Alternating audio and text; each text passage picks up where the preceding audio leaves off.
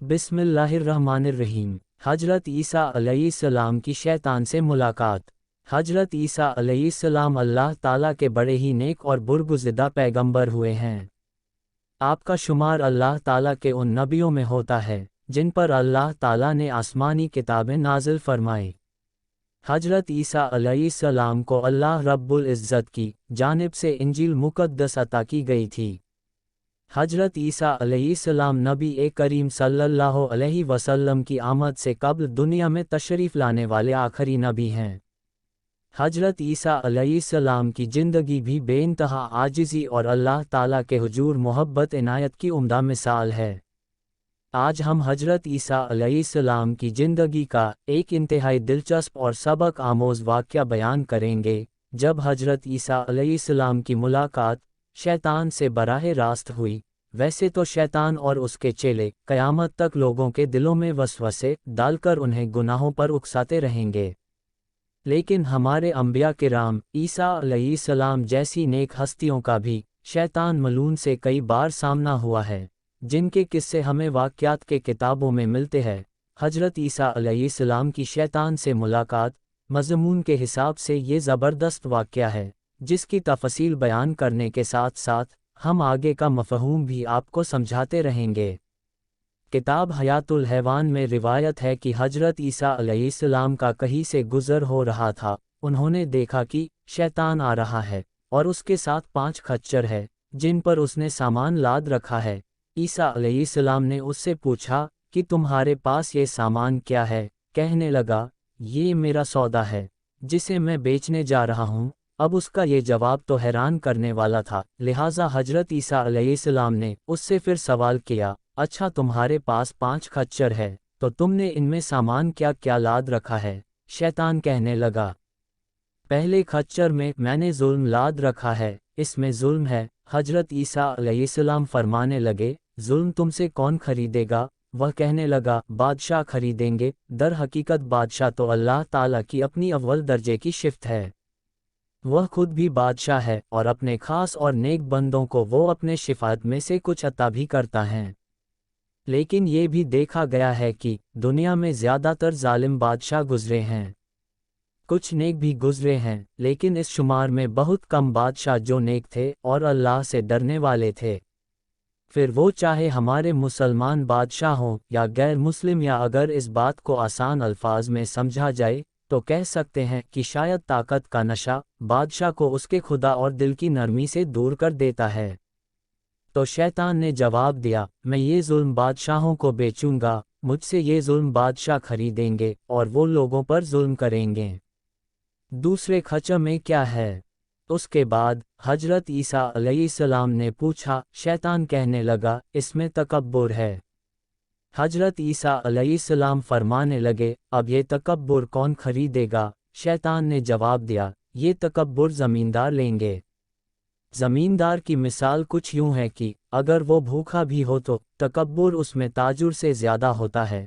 मैं ये तकब्बुर ज़मींदारों को बेचूंगा। वह बड़े तकब्बुर से अपने ज़मीनों पर ये कहते फिरेंगे, ये ज़मीन हमारी है, और लोगों पर जुल्मो ज़्यादती करेंगे। तीसरे खच्चर में क्या है?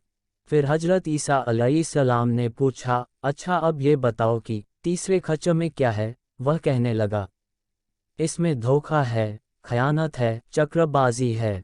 आप ईसा अलैहिस्सलाम ने हैरान होकर पूछा कि ये तुमसे कौन लेगा? वो मलून बोला, यह मैं ताजिरों को दूंगा। दुनिया के जितने ताजिर हैं मैं उनको खयानत बेचूंगा। वो अपने माल में खयानत करेंगे, चक्करबाजी करेंगे, धोखाबाजी करेंगे, और उससे मैं बहुत खुश हूँ। हाँ, मेरा ख्याल है कि हम अपने आज के दौर को बगौर मुलाहिज़ा फरमा लें तो मुझे नहीं लगता कि किसी बात की ज़्यादा वजाहत करने की ज़रूरत है। लेकिन सभी ऐसे नहीं होते हैं, कोई नेक भी होता है, लेकिन वो शायद लाखों में कोई एक होता होगा। चौथे खच्चर में क्या है? आप अलैहिस्सलाम चौथे खच्चर की जानिब मुतवज्जे हुए और फरमाया, इस पर तुमने क्या लाद रखा है? तो वह कहने लगा, इसमें हसद और कीना है। आप अलैहिस्सलाम ने दरियाफ्त किया, ये तुम किसे दोगे? शैतान बोला, यह मैं उलमाए किराम को दूंगा। दुनिया के जितने उलमाए किराम हैं मैं उनको हसद बेचूंगा। वो एक दूसरे से हसद करेंगे, एक दूसरे की इज्जत उछालेंगे, एक दूसरे को नीचा दिखाने के लिए खुद को बड़ा साबित करेंगे। दरहकीकत हसद एक इंतहाई शैतानी चीज़ है। हम किसी को अपने से बेहतर देखकर हसद करने लगते हैं। अल्लाह का हुक्म है, हसद ना करो, ना हसद को सराहने वाले बनो। जैसा कि हम देख लेते हैं कि फलां बंदा हमारी किसी बात से हसद करता है, तो हम उसे मजीद सताते हैं कि वह चिढ़ता रहे। उलमाए किराम फरमाते हैं, दुनिया में पहला गुनाह कोई शिर्क नहीं था, ना ही कुफ्र था, बल्कि वह एक कत्ल था, और उसकी वजह हसद थी। काबिल को हाबिल से हसद हो गया, और उसी ने उसी आग में जलकर हाबिल का कत्ल कर दिया था। ये हसद ही है कि मैं अपने आप में नुमाया जाऊं और सबकी निगाहें मुझ पर रहे। तो शैतान ने कहा कि मैं ये हसद उलमाए किराम को दूंगा ताकि वो अपने अपने इल्म के बलबूते पर एक दूसरे से हसद करें। पांचवें और आखिरी खच्चर में क्या है? उसके बाद आप ईसा अलैहिस्सलाम ने पांचवें और आखिरी खच्चर के बारे में सवाल किया कि अब ये बता दो कि इस खच्चर में क्या है। वो कहने लगा, इसमें मुकर है जो मैं औरतों को दूंगा। यहाँ औरतों से मुराद नेक औरतें नहीं बल्कि बदजलन और मक्कार औरतें हैं, जो अपनी बातों और हरकतों से लोगों में फितना और फसाद पैदा करेंगी।